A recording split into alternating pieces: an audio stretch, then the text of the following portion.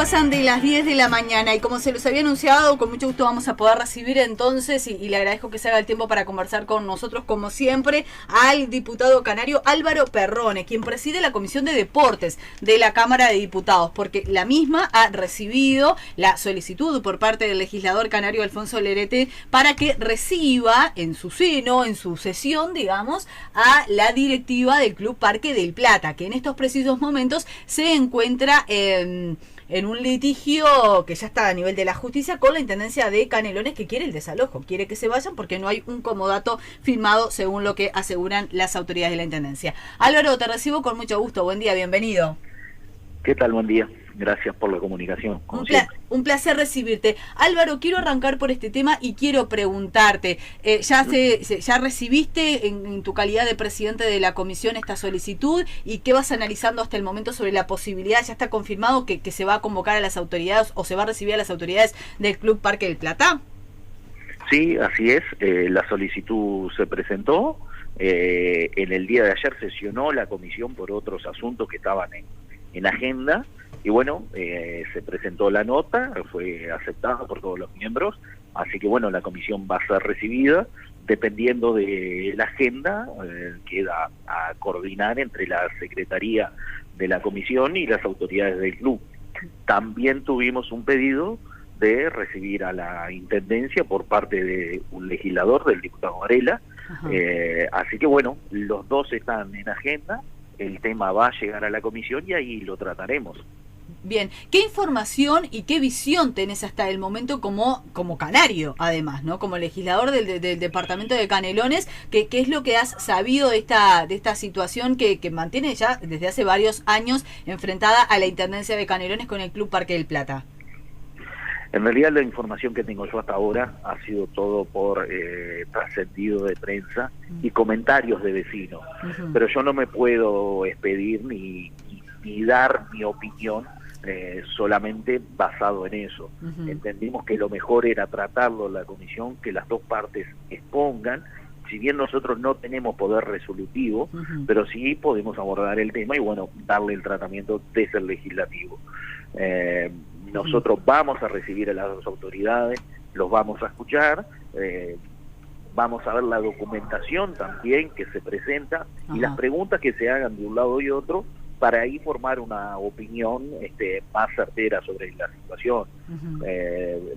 Repito, Cecilia, yo hasta ahora lo que tengo es, bueno, los comentarios, sí han llamado vecinos, hay algunos que dicen una cosa, otros que dicen otra, pero bueno, sabemos cómo son este tipo de aseveraciones que se hacen, así que bueno, lo mejor es recibirlos en la comisión y que las dos partes se presenten, que presenten las documentaciones y que den sus el porqué de la situación en la que están. Bien, vos decías algo que es que la comisión no tiene capacidad resolutiva, pero sí puede de alguna manera darle un tratamiento político si entiende que hay algún tipo de violación, algún tipo de falta también. ¿Qué es lo que puede llegar a pasar? ¿Que el asunto después sea trasladado, por ejemplo, al plenario? ¿Que se ordene una comisión investigadora? ¿Por dónde pueden pasar las acciones de la comisión? Bueno, yo lo que tengo entendido es que hay alguna acción legal por parte de la Intendencia, ahí nosotros no tenemos injerencia ninguna. Lo que sí podemos nosotros es si hay algún tema estatutario del club, algún tipo de que se esté infringiendo alguna reglamentación desde la directiva del club, nosotros ahí podemos dar pasar el tema al Ministerio de Educación y Cultura, como justamente ayer tratamos el caso de Villa Española. Y bueno, esas son las diligencias que nosotros podemos hacer. Ya la parte legal que está en la Intendencia, ahí nosotros no podemos hacer nada. Pero bueno, como legislativo y como comisión sí podemos abordar el tema, podemos pasar la información, como decía, al Ministerio de Educación y Cultura o al Ministerio que se entienda pertinente. La verdad que no podemos adelantar mucho hasta no recibir a las delegaciones y que nos expresen la situación y el porqué de por qué están en estas tratativas. Bien, en el caso del Club Parque del Plata van a ser el presidente y vicepresidente, por lo que ha trascendido en la nota del propio Lerete. ¿Qué pasa con el tema de la intendencia? ¿Están fijados ya los nombres de quienes irían a la comisión en representación de la intendencia? Porque quien, por ejemplo, ha abordado este tema es el director general de administración, Pedro Irigoyen. ¿Sería uno de los que asiste a la comisión? Entiendo que sería uno. La nota fue enviada al intendente y bueno, después la intendencia define a quién manda a la comisión. Pero entiendo que debería ser Pedro Irigoyen, más aún sabiendo que es vecino de la zona y conocedor de toda la situación, porque ahí se dan las dos cosas. Bien. Así que bueno, veremos qué es lo que responde la intendencia, a quién decide enviar a la comisión. Pero sí, entiendo que es Irigoyen. No hay fechas estipuladas todavía, Álvaro, para que vayan unos u otros.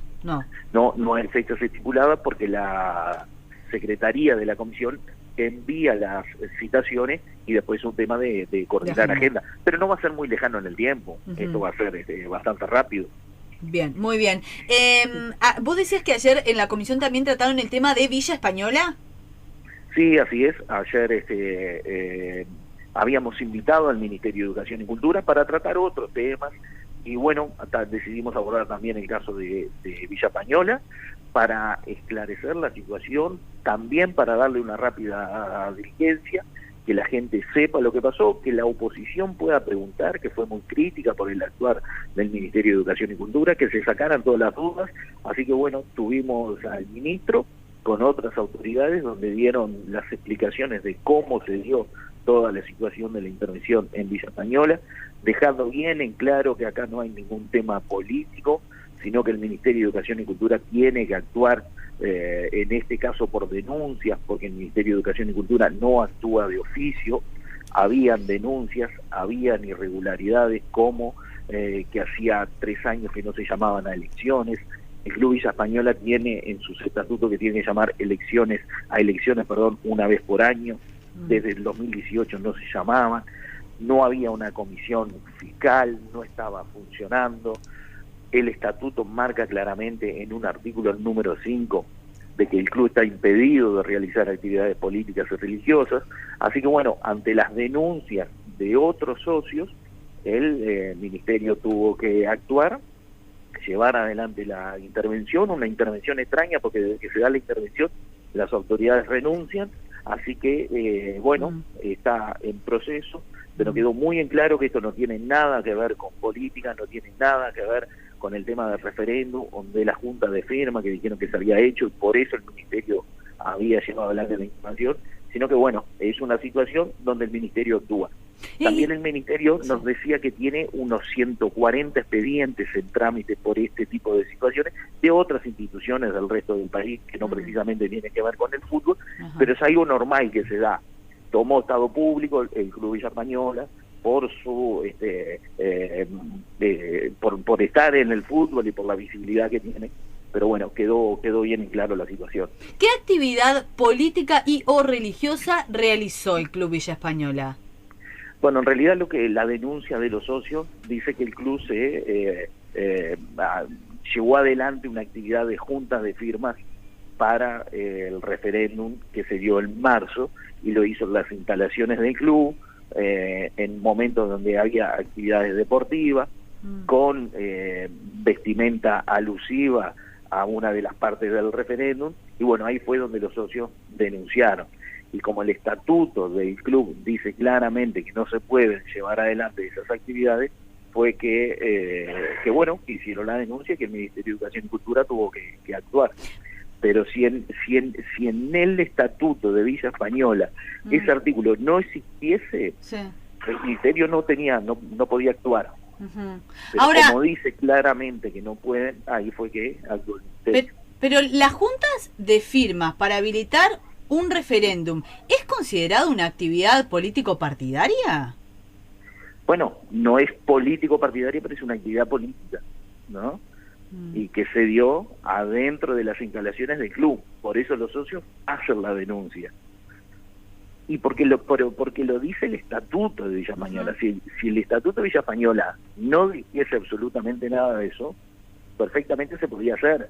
Entonces hubo un grupo de socios que, defendiendo la institución y yendo particularmente a ese artículo número 5, decidieron hacer la denuncia. Entonces, por la evidencia que había, el ministerio no le quedó otra más que actuar. Yo ¿sabés por qué lo preguntaba también? Porque, bueno, vos hacías especial hincapié en este aspecto que no es menor, que el estatuto mismo lo prohíbe, pero en el caso del referéndum, que es lo que está en cuestionamiento, hasta el propio presidente de la República, que está también inhibido de hacer actividad política, la hizo. Lo hicieron ministros. Y lo establece la Constitución. Y sin embargo no pasó nada. El presidente de la República no es una institución deportiva como Villa Española. Este es un caso puntual y no son casos comparables. ¿No? Entiendo yo, pueden ser comparables para la opinión, pero no a el funcionamiento o al reglamento que tiene que llevar adelante el Ministerio de Educación y Cultura. El referéndum fue una actividad política, fue un referéndum contra una ley que votó el gobierno. Eso es una actividad política. Si no, yo repito, porque acá hay que dejar algo bien en claro, si en el Estatuto de Villa Española no existiese el artículo número 5 que prohíbe esto, el Ministerio de Educación y Cultura no actuaba, ¿no? Porque esa es otra cosa que no es solo Villa Mañana, hay muchos, los que estamos en política, tú lo conocés, Cecilia, sí. Hay veces que vamos a hacer un acto y queremos alquilar un club local, y nos dicen, no, para política no. Eso existe, ¿no? Sí. Dicen, sí, para cualquier cosa, el salón sí, para cumpleaños sí, pero para política no. Sí. Muchos instituciones lo tienen, y Villa Española también lo tiene, pero lo que hizo Villa Española fue llevar adelante esta actividad proselitista, y ahí fue que los socios decidieron denunciar. No fue el ministerio que actuó de oficio, el ministerio actuó por la denuncia de los propios socios. Claro. En términos generales, igual creo que llama un poco la atención esto, ¿no? Por supuesto, acá está clarísimo lo que vos decís, la legalidad de un club que tiene normas y todo, pero en lo que fue el referéndum en general, hubo actores que no deberían haber participado si nos ajustábamos estrictamente a la Constitución, ¿no? Y sin embargo participaron. Hubo, ahora si entramos en otra discusión, hubo denuncias en la Corte Electoral, como un caso del director del BPS que hizo la campaña. Sí, claro, también. Sí. Bueno, después, la denuncia se terminó archivando con una votación dividida y por diferencia de un voto. Ahora, si vamos al caso concreto del presidente, como el presidente de la República, que es el principal impulsor de una ley que la mandó al Parlamento, no la va a defender después. Y bueno, porque tiene limitaciones también. ¿Cómo no? Yo qué sé, eso por ejemplo es de sentido común. Ay, ¿cómo no la va a defender? Está bien, esto es ley, pero si la Constitución te lo prohíbe, no lo puedes hacer. ¿Y cuál fue la actividad proselitista que tuvo el presidente? Es que la defendió muchísimo a través de las redes, a través de los medios de comunicación, incluso cuando fue cuestionado, y creo que en términos generales se aceptó que el presidente iba a participar de esta campaña. Un presidente defiende su gobierno y defiende sus leyes, como ha defendido el presupuesto, como ahora está defendiendo la rendición de cuentas. En definitiva, son leyes que uno defiende. Claro, pero no desde un punto de vista proselitista, no lo puede hacer, la Constitución lo prohíbe, no en este aspecto, no desde ese lugar, ¿no? Yo no vi al presidente saliendo en una publicidad, no lo vi embanderado, lo vi en una conferencia explicando lo bueno que era la ley. No fue que estuvo haciendo campaña, no hizo actos, no hizo una caravana. Álvaro participó activamente de la campaña, de la campaña y es evidente, ¿no? Hay muchas pruebas de eso. No es que dijo no voy a opinar sobre esto, habló, la defendió, y salió adelante. Tampoco vi un cuestionamiento muy intenso por parte de la oposición en cuanto a la actividad del presidente en el tema del referéndum, pero yo no quiero, si tú me permitís, Cecilia, que la gente, quienes nos están escuchando, no entren en otro tema que será discutible para otro día y con gusto, tal cual. Lo podemos dar, porque yo siempre estoy dispuesto y agradecido contigo que siempre me das el espacio. Pero en este caso puntual de Villa Española, el Ministerio no persigue ni persiguió ninguna actividad política. Fue ante denuncia de los propios socios de una situación que el club lo impide internamente. Bien, muy bien. ¿Surgió algún otro elemento, digamos, porque está en plena intervención Villa Española, hay allí un interventor, ha surgido algún elemento a partir de esa instancia? Y bueno, que vos decías, renunciaron las autoridades también. No, yo tengo que destacar la actitud del ministerio y también la reserva de algunas situaciones, porque el ministerio ha sido muy cuidadoso en la exposición pública y el ministro también, en cuanto a no dañar la imagen de la institución.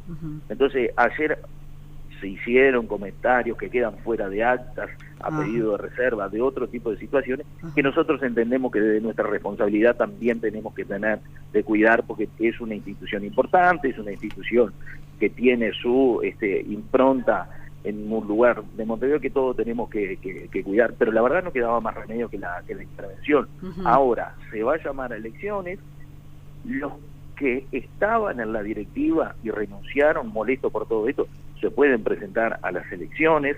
Entonces, bueno, hay un proceso de reordenamiento que se está llevando bien, que se está llevando adelante. Los jugadores estaban entrenando en las instalaciones de la Mutual, ya volvieron a entrenar a las instalaciones del club, así que bueno, todo está encaminado y va a ser algo que bueno, que pasó como pasó con Fénix hace un año, y como yo te decía que el ministerio nos contó que hay 140 expedientes más, donde algunos se archivan porque las denuncias no tienen ningún tipo de prueba, otras están en trámite, alguna intervención hay. También Villa Española está en la instancia que todavía puede recurrir la intervención. Y nadie se ha presentado, porque las autoridades también renunciaron. Por eso yo decía hace unos segundos que era una intervención un poco particular, porque las autoridades renunciaron. Sí. Ahora, también uno de los motivos de la renuncia de estas autoridades era por amenazas, por hechos de violencia, de su propio... hay como una interna muy particular. Y en ese sentido, como presidente de la Comisión de Deporte, te pregunto, porque en alguna otra oportunidad otras comisiones tuvieron que intervenir en cuando se caldeaba la cosa en materia de seguridad. Estamos hablando de amenazas. Tuvo que intervenir el Ministerio del Interior ahora para dar garantías. Se llegó a suspender el fútbol precisamente por estas amenazas de las hinchadas y de los propios integrantes de las distintas bandas de las directivas de los clubes. ¿Qué pasa con eso, Álvaro? Sí, acá tenemos que separar la intervención del MEC ya con un tema que es penal, ¿no? Hubieron amenazas, no hubo una denuncia policial, un fiscal que actuó de oficio, el fiscal Romano, el cual yo pedí en la comisión invitarlo para hablar de una situación global que es la violencia en el deporte.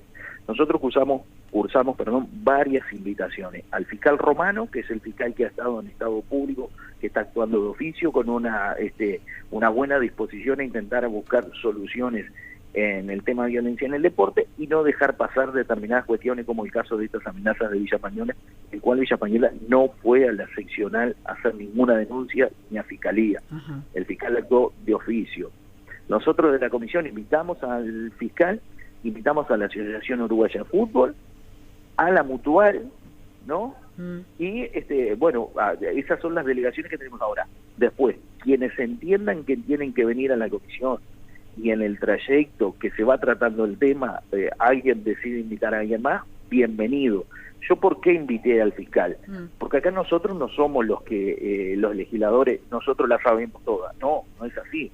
Entonces, cuando nosotros vemos al fiscal actuando así, yo tomo la iniciativa de decir que vamos a invitar al fiscal, eso es lo que yo le dije a los compañeros legisladores, para que nos dé alguna información, algún lineamiento donde nosotros estemos fallando y tengamos la posibilidad de legislar mejor, ya sea en el tema de el derecho de admisión, de algún delito que tengamos que agregar a alguna ley por el tema del deporte. Estuve reunido con la Secretaría de Deporte, con Bauzá, estuve en conversaciones también con el sindicato policial, porque hay una instancia de la Secretaría de Deporte con intenciones de que vuelva la policía a los espectáculos deportivos, y yo les avisé, le digo, acá tenemos un problema. Ayer lo hablé con el ministro del Interior y está de acuerdo conmigo, de que la policía hoy no puede volver a los espectáculos públicos. ¿Por qué?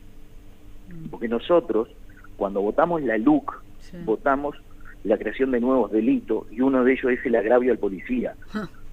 alguien no insulta, claro, le tira un vaso o algo a un policía, un vaso por cualquier cosa, y eso hoy es delito penal. Entonces, si la policía entra a los espectáculos deportivos y una hinchada empieza a cantar e insultar al policía, la policía tiene que actuar. Entonces, hoy no está dentro de las posibilidades, dado la situación para que la policía entre a los espectáculos. Cuidar de afuera, cuidar a los árbitros, a los jugadores de fútbol, bueno, es como una custodia que se hace, ¿no? Pero bueno, estamos en esa instancia. Por eso, bueno, conversar con todos los actores, y nosotros desde el legislativo, si hay que modificar algo, hay que crear algo o derogar algo, lo llevamos adelante. Bien, lo vamos a seguir de cerca, por supuesto, porque es un tema gravísimo esto de la violencia, que, bueno, lo dijo el propio secretario de Presidencia, no pueden ganar los violentos y que se tenga que llegar a determinados puntos por no poder controlar estas amenazas. Quiero preguntarte, la verdad que... Sin duda, sí. Cecilia, y si me dejas agregar algo que yo siempre digo, nosotros el deporte lo tenemos que cuidar porque el fútbol es uno de nuestros principales embajadores, sin desmerecer otros deportes. Pero si nos conocen en el mundo, tienen referencia a Uruguay, principalmente por el fútbol. Entonces, bueno, hay cuestiones que tenemos que cuidar. Ya que le damos determinados apoyos desde otros lugares, tenemos que, bueno, trabajar todos para cuidar el principal deporte. Bueno. Perdón, Cecilia. No, por favor, coincido. Álvaro, movidísima lo que tiene que ver con el trabajo de la Comisión de Deporte, porque precisamente ayer el diputado por el Frente Amplio, Óscar Amigo, planteó en el Parlamento otro tema que tiene que ver con ya muchos clubes del departamento de Canelones. En realidad, bueno, hizo referencia al reclamo de 32 clubes de Canelones integrantes de 3 de las ligas más importantes de nuestro departamento: la Liga General Artigas de Tala, la Regional del Este de Pando y la Sur de Las Piedras, que están denunciando y reclamando temas vinculados a la gestión de las autoridades del fútbol del sector interior del departamento, señalando que estas autoridades no los representan, que se presentaron ante el Ministerio de Educación y Cultura, gestionaron la personería jurídica, establecieron un reglamento que los beneficia sin ningún tipo de consulta para con los integrantes de la liga. Una situación que ya tiene su tiempo también, que tiene algún actor político departamental involucrado también. ¿Entendés que este puede llegar a ser un asunto tratado por la comisión que presidís? Todos los asuntos que entiendan y que los no solo los legisladores, cualquier habitante del país que quiera llevar a estos temas a la comisión y que la comisión decida, ya sea en representación del oficialismo o en conjunto con la oposición, los vamos a tratar. Hay un tema acá, que los estatutos, los reglamentos de las distintas asociaciones son reglamentos internos que hacen. O sea, el Ministerio de Educación y Cultura no le hace el reglamento a nadie. Después internamente pueden llevar adelante los reglamentos que cada uno, cada asociación, cada conglomerado de clubes quiere llevar. Ahora, después que lo hacen y llaman a elecciones y lo presentan ante el Ministerio de Educación y Cultura, el Ministerio de Educación y Cultura lo que hace es controlar que funcione ese reglamento, ¿no? Yo algún comentario he tenido que bueno, que son temas internos donde el ministerio no tiene injerencia. Ahora, las consultas las enviamos todas. Si el ministerio entiende que tiene que tener injerencia, la va a tener. Así que, bueno, llegarán esas denuncias a la comisión, al Parlamento, y nosotros vamos a estar dispuestos a darle el tratamiento que se entienda que se tenga que dar. Allí aparece un asunto que tiene que ver cómo se tramitó esa personería jurídica en el MEC, ¿no? Porque el MEC la otorgó a esa personería jurídica, pero a ver, ¿cuáles son las condiciones que pidió, si se cumplieron y si eventualmente se cumplieron? ¿Cómo se pudo hacer eso sin la consulta al resto de las ligas, ¿no? Sin la firma del resto de las ligas. Sí, yo no estoy en el detalle de la situación para interiorizarme más. Bienvenido que el tema a la comisión y daremos el pasaje, como decía recién, a la autoridad que tenga injerencia sobre el tema, sea la Secretaría Nacional de Deportes, sea el MEC o cualquiera sea.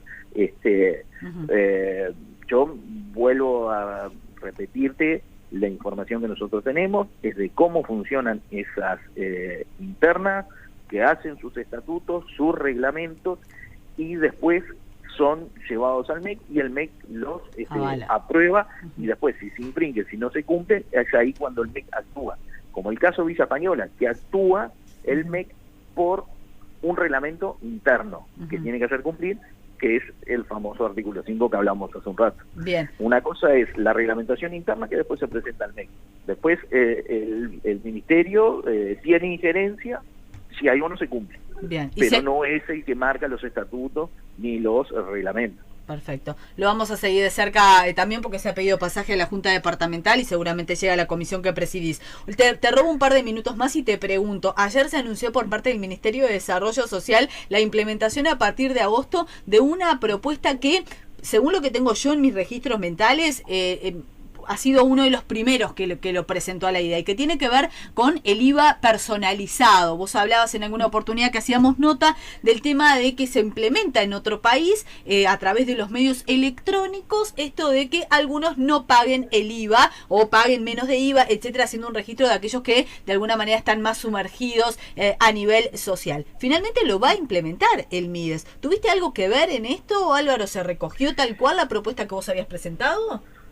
En realidad nosotros la propuesta la hicimos públicamente a las autoridades del Ministerio de Economía, a la ministra, a través de los medios de comunicación, en el funcionamiento de las comisiones, y bueno, es algo que hemos venido empujando desde todo el lugar que hubiera espacio para presentarlo. Se termina tomando en parte, porque hay una parte que nosotros ahora reclamamos un poco más, que yo ayer lo expresaba en las redes sociales.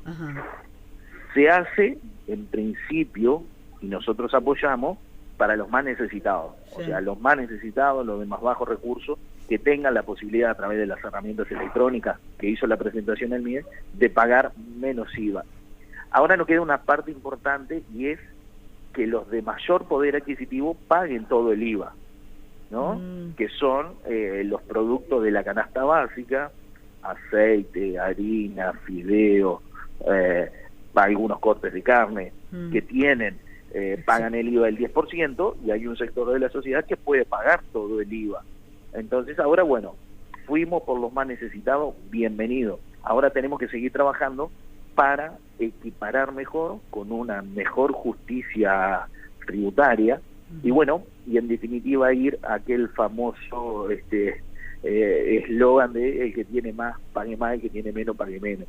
En este caso, con este IVA personalizado se le está dando un alivio de pago de impuestos a los más necesitados. Ahora hay que llegar a los de mayor poder adquisitivo para que contribuyan en la justa medida. ¿Y qué pasa con esto? Porque claro, vos mencionás, y es verdad, siempre se divide en franjas, y obviamente todos los límites son arbitrarios, pero ¿qué pasa con esa franja que está al borde de, como dicen los analistas sociales? No son los más necesitados, pero están al borde de, además por la situación coyuntural, etcétera, el trabajador que tiene un trabajo fijo, pero que paga alquiler, etcétera, ese que si no lo soportamos ahora, cae en la línea más complicada. ¿Qué pasa con ese, Álvaro? Sí, por eso nosotros lo que impulsamos es decir, dividamos en franjas, en 3, 4, 5 franjas. Entonces, bueno, según los ingresos de la persona o de la familia, esa ya es una parte técnica y es otra discusión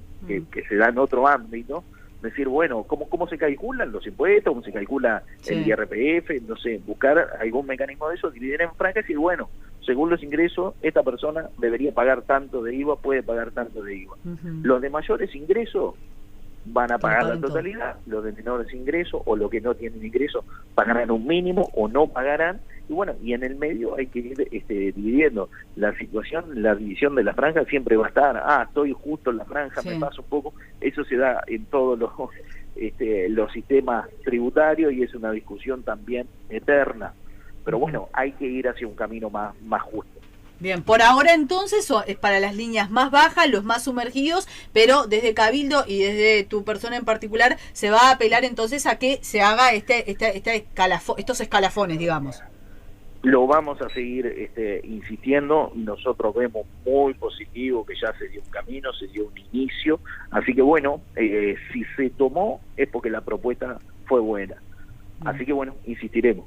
Gracias, Álvaro, por este rato aquí en Radio Continental. Un gusto escucharte como siempre. Gracias. El agradecido soy yo. Que pases muy bien. Era el diputado canario Álvaro Perrone, presidente de la Comisión de Deporte, movidita, la Comisión de Deporte de la Cámara de Diputados también, abordando varios temas. Este tema que tiene que ver con el sector, ahora Canelones Interior, posiblemente llegue a la Comisión también, si así se solicita. Se ha solicitado también que llegue al MEC, se ha solicitado que llegue a la Junta Departamental y veremos entonces si hay resolución al respecto. Y bueno, esto del IVA diferenciado es muy interesante, ¿no? Desde mi punto de vista, por el análisis que debe hacerse de aquellos de las franjas que están quedando en el medio, digamos, ¿no? Y que pueden caer en sectores más bajos, por decirlo de alguna manera, si no se les apoya, si no se les genera también algún tipo de ayuda, sobre todo ante una